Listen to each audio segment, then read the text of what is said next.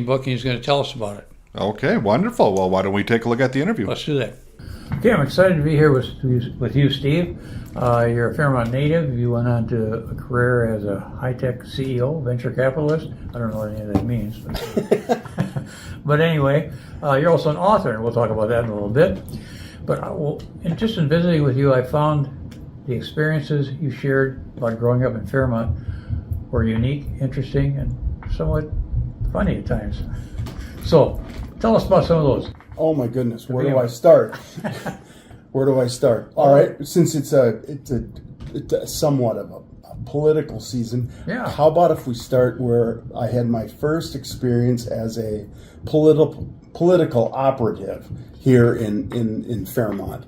This would have gone back a few years, quite a few, and when it was Nixon versus John F. Kennedy running for president, my father, who had been a Democrat, had to switch parties because the church we were going to was of certainty that if John F. Kennedy were to be elected president of the United States would now serve under the Pope. Okay? And my dad's church couldn't have that, so he had to switch to become a Republican.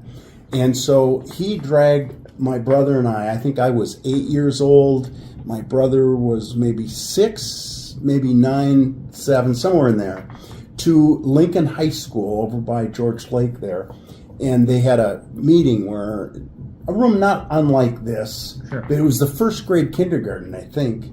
And they were working on campaign stuff. And my brother and I found that in the cloakroom, it was full of campaign tchotchkes. There were buttons and T-shirts and brochures and mailers, and best of all, boxes of bumper stickers, adhesive, reflective bumper stickers that said "Nixon now."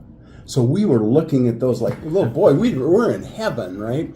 And a guy came in and said, "Can I help you boys?" And we said, "No, we could looking at these. Can we have any of these?" And he goes, "Are you kidding? The election's 3 weeks away. You can take all you want." Well, I quickly got the okay from my dad for us to walk home. We grabbed a box that had to have, I don't know, 800, 1,000 bumper stickers in it, maybe more. And we started out into the October night. The first thing was that every car in that parking lot got a Nixon Now bumper sticker. And then as we walked home, every car we came on in the street or parked up to somebody's house became a Nixon Now bumper sticker. And we were now maybe half of the way home, and we realized we haven't made a dent in these stickers.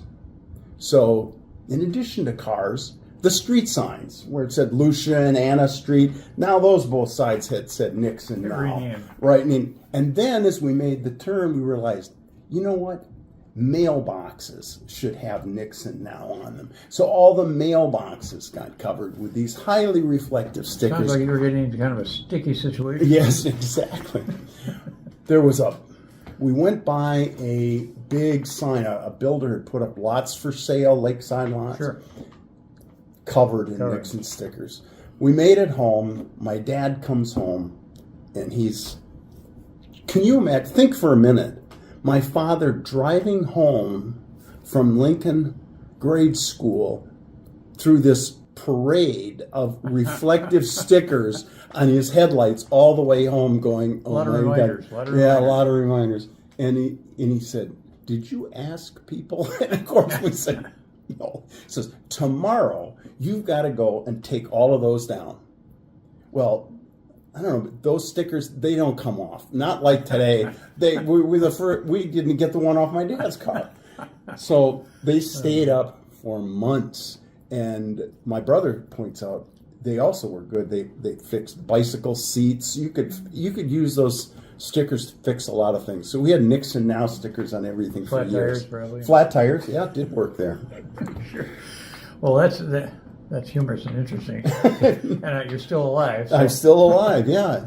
Another one you told me about was a couple of interesting individuals you met up by the George Lake Dam. Oh, One of the things that's most amazing about Fairmont is in those times, it was an idyllic place to raise kids.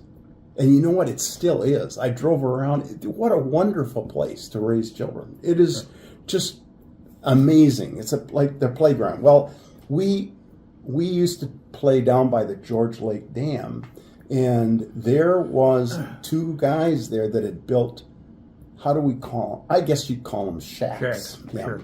That's the modern term, shacks. And little small things, tiny. They could hold like a single bed, a little sink that just drained outside. I mean, it didn't go to any kind of plumbing. A little table where they had next to a kind of a pot-bellied stove, wood stove, and then a few bookshelf things that were really nothing more than like orange crates, where they had these true detective magazines with those lurid covers. Whoever did those are just brilliant, which they would never let us look at. But they had a massive vegetable garden, and then they would shoot rabbits and pull fish, turtles out of the lake and make turtle stew. So and they cooked right there then. They cooked right there, and they'd let us build a bonfire, and we would swim off the dam, and then we would slide over the dam. It was a moss-covered spillway along there, and we just could do that for hours. Were they there year round? No. When it got super cold and they couldn't keep those shacks warm, they would, one of them, I don't remember which was which, but one would check himself into the VA hospital, and the other one would go and live with his sister. Do you remember the names? Jay and Ray. Jay and Ray. We should dig through your archives and see. My older cousins, when I told them this story, they saw it in the book. They called me, we were scared of them, man. My uncle told me they were mean some bitches, and stay away.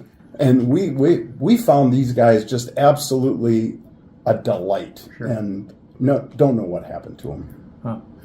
On a more serious note, you were training as a lifeguard at one time, and you became a lifeguard, I believe. Yes. And what happened back in 1968 that was actually written up in the Sentinel, and I sent you a copy of it, about some kind of bad things that took place? Yeah. I was sitting on my porch preparing for a drive to Canada, where I was hired as a waterfront director at a camp in Canada, and heard some yelling down by the lake, and you could see hearing panic in people's voices. So I jumped off my step and ran down across the street down to George Lake, and there was a pontoon boat with probably half a dozen or more, maybe 10 kids on it, and they were screaming and pointing in the water, and they saw me and pointing, and there's my brother, he's under the water, and right there. And so I dove in and swam out to near where the pontoon was, and they kept pointing. I'd come up for air, and then they would point over there, and I was getting tired and about ready to give up when all of a sudden I felt an arm, and I went back down and I grabbed this boy and I pulled him out. He was unconscious, and somebody from shore had pulled up, was rowing out with a boat, so we got him into the boat, and they started rowing to shore with the boy. And I thought we were done, and she goes, my brother went after him. He's down there too. So now I kept doing the same thing, and sure enough, I found another body, and this boy I pulled to the shore. There was no boat, so they teach you in lifeguard how to pull him. So I pulled him to shore, and by that time my mother had come down and some other neighbors. So there was 3 or 4 other people. We tried the life support stuff, and within minutes the medics, or probably fire people, showed up, fire and rescue, and they took over the rescue. But both boys were dead. Tragic. They were teenagers. What happened to them? Or how the accident happened? Well, there was too many people on the pontoon boat. I think there may have been some alcohol involved. I don't know. and showing off. And they were diving into the water and maybe hit their head on something. I don't know what happened. I never got the full story. The Fairmont Sentinel somehow got a photographer on the scene quickly, because the picture on the front page of the paper were right simultaneous with it happened. They didn't stage anything. They've got a picture of my mother and me standing right over the bodies. It was a horrible thing. And just think about that. This happened a day before I was going to leave to start my summer career as a lifeguard. Boy. Yeah. You had a few health issues too, especially when you were at a very young age. Well, 15 years old, I was going to a football physical in the old high school, the one that burned down, the junior high school. Yep. And you had to turn in this physical paper. Went to Dr. Kramer's office, who was the doctor for our family. And during that exam, he wasn't happy with the results of the blood pressure and called my mother at the hospital, who was a nurse at the Fairmont Hospital and where Dr. Kramer practiced too, and said, "Ruth, Steve needs to see a cardiologist. I don't like what I'm seeing here."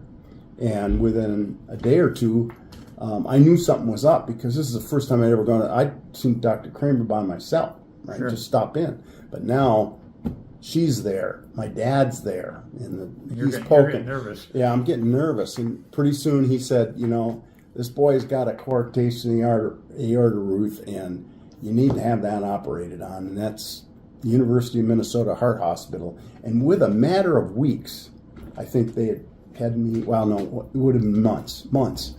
They made arrangements. I went up there, and the surgeon saw me, and they said, "Yeah, we'll fix this." And then they waited till I was in school, out of school for the summer. Oh. So they did it over the summer, and went up there and started my career as a heart patient. You had a couple more encounters then. Yes, and they thought in those days that you did this. They were plumbers. Once you got the leak fixed, or the constriction in my case fixed, that you were healed. Sure. But I got called back to go back to the University of Minnesota for a follow-up in my 40s, and they said, "Well, people that had this surgery, we've found have a higher potential to have these other things wrong with them too. Coronary artery disease, hypertension, bicuspid valves." They went down through the list. "We're going to check you for all of these." And they went through the list, and I got them all. Yeah. So they just said, "Yeah." That's what usually happens when we'll give you a checkup. Well, you got this, and this. Yeah. It was like taking a card at Charlie's shop, I think. That's another story. Yes, we'll come back to that. But we went to... I went there, and they said, "Here's the deal. Nothing you need to do immediately, but let's watch your cholesterol. You can watch your diet. You need to exercise, and you're going to need a valve job when you get to your 60s." And they were exactly right. Well, I know, Steve, you've had a lengthy and extensive career. Is there anything in Fairmont that influenced you as you were growing up in terms of the direction that you took in your career? Yes, as a matter of fact. My education in Fairmont was, I would say, it's a real roller coaster. It's some real down points when teachers at that age didn't appreciate kids that were as contrarian and didn't excel well in some things. And I didn't really want to learn how to read, and that was a problem. I was in You're more into politics. Yeah. Yeah. And so it was tough, but when I got to high school, in particular, 10th and 11th grade, I ran into teachers like Roy Doby and William Perrin, and I found out from them that they believed in me, and they thought I could do well, and they coached me, and they led me to do things in directions where I excel. I went to the state tournament in debate.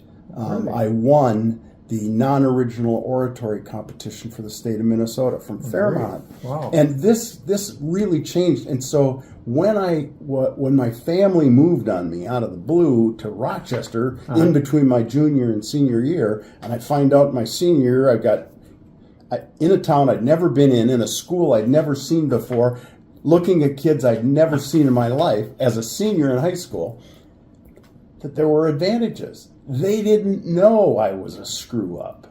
Right? So I could leave all of the baggage that I didn't want and only take the stuff that I wanted. Good thinking. And so Fairmont had enough great things that I could bring in it. By moving, it allowed me to only concentrate. So that set me up for a business where I said, you don't need to worry about the mistakes. Everybody makes mistakes. Focus on what works and keep showing up, and it changed everything, and it really helped me to eventually do well in business. It took a few years for me to figure it out, but it eventually happened. Well, just briefly, what were some of the things you were involved in your business and entrepreneurial career? Okay, well, the short version would be that, like right out of college, like all kids, you do everything. I drove a school bus. I drove a taxi cab. I worked at a radio station as an engineer. I worked at a stereo store. I worked at the canning factory. Canning factory in Fairmont. I didn't work in this one, but I worked at the Libby plant in Rochester. So I did all of that stuff. But it wasn't until I got that job at Shock Electronics where I learned about two things: regular paycheck, a health care plan, and commissions, and something called spiffs. Spiffs were cash money at the end of the night for selling certain items in the store that had high profit margin. So really? You walked 9 o'clock at night, your shift's over, the manager doles out $40-50 in hard cash. Walk right out the door, right to the bar. We were happy kids. So that was it. And from there, learning that retail launched me into a career in big company digital. I always had to have health insurance. Sure. So I worked for IBM, Control Data Corporation, which was a Minneapolis-based large computer company, and then AT&T. I worked at AT&T, started out in Minneapolis and then went to Los Angeles with them. Worked with those companies, and then when the internet came along, I was working for IBM, and it was very clear that big companies were not going to be the ones that figured out how the internet was you were going to make money at. They were stumbling around and they looked like buffoons. So I stopped working for large companies and basically spent the latter part of my career working for myself, starting companies on my own or co-founding them with other founders. I did 9 companies inside of 14, 15 years. Wow. Of those 9, 3 of them did okay. 3 of them just kind of just piddled down. They just wandered off and disappeared. And then 3, hit the mountain, killed everybody on board. There wasn't any soul alive. It just lost every single dime of investor money there was to lose. But you were not afraid to take the chance, and like you said, don't worry about the failures. Exactly. Yeah. Well, I know you've written a book, and it really looks interesting, and I'm going to be getting a copy as soon as they deliver it. What inspired you to write the book? 2019, I got a phone call that led me to learn that I had a daughter from a relationship when I was a kid that I did not know existed. So out of the blue, it was, congratulations, it's a girl, and she's 39 years old. As soon as my wife did the math and realized this was long before she and I knew each other, she was fine with it. And we got an adopted daughter, if you will, but not adopted, a real daughter, who came with 2 grandchildren already born and a halfway decent son-in-law. So I hit the jackpot. But every time my other daughter knew all my stories, and she knew what my life was like growing up, and she knew my business career. She'd experienced a lot of it. So I was going to tell Christy, my new daughter, about this. But every time we'd get together, it's, what are the kids doing? Where are we going to go on vacation next? We never got to any of the stuff I wanted to tell her. So I said, I'm going to write it down. And that's how it started. But then it morphed, right? Because I realized in my life, I've had these different things. I got car people who know nothing about my business career. I got business people that think of me as an entrepreneur that's founded these high-tech companies that are really cool. They don't know anything about the fact that I've ridden motorcycles all over the world and got paid to do it. Wow. Right? And then none of those three groups know the fact that I have survived 3 open heart surgeries. So, and then the family situation, very few people know that I had a young boy. My son died when he was 2 years old. Very few people know about that. And it's not something you bring up at a dinner conversation. Sure. But if you tell the story with finding Christy, losing Eric, finding Christy, there's a wonder, verisimilitude, and it's a beautiful narrative. And I realized I should put this down into a book. Have you thought about a movie? Oh, right. I have to tell you, forget the movie. I'm working on the audio version of the book, and I'm reading it myself, and I've read most of it, but now it's the engineer. It's the Jeff of the world that has got dealing with this thing, Jeff. And they send me back proofs of okay, we fixed it. But I have to listen to and proof the final version and listen to myself. And I'm just like going, does this guy ever shut up, So, no movie. For now. For now. Boy, that book sounds really interesting. Where can people get it if they would like to buy one? Oh, I thought you'd never ask. Yeah, real. Amazon is the easiest place to get it, but Barnes & Noble has it. Pretty much any independent bookseller has it.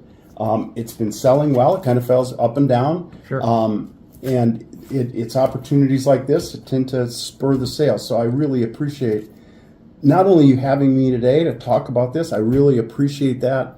But I have to tell you, I appreciate the work you're doing here. Oh, I think this is just amazing. I got a tour earlier, and it just blew me away what you're doing here, and I just can't say enough good things about that. Well, thank you. Appreciate it very much, and great visiting with you. Very interesting to hear all your stories, and Thank you. Best of luck in the future. Thanks very much. Well, Lenny, that was a really great interview. Steve seems like a very enthusiastic guy.